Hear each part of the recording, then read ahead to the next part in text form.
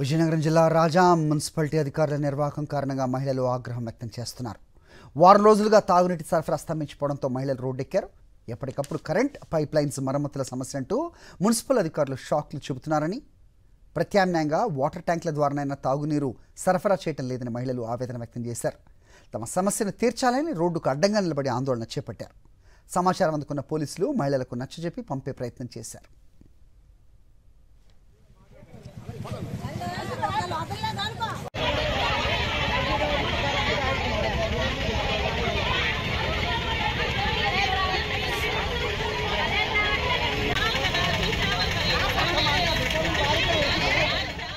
విజయనగరం జిల్లా రాజా మున్సిపాలిటీ అధికారుల నిర్వాహకం కారణంగా మహిళలు ఆగ్రహం వ్యక్తం చేస్తున్నారు.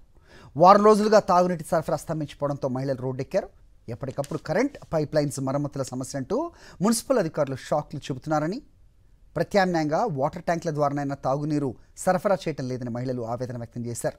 తమ సమస్యను తీర్చాలని రోడ్డుకు అడ్డంగా నిలబడి ఆందోళన చేపట్టారు. సమాచారం అందుకున్న పోలీసులు మహిళలకు నచ్చజెప్పి పంపే ప్రయత్నం చేశారు.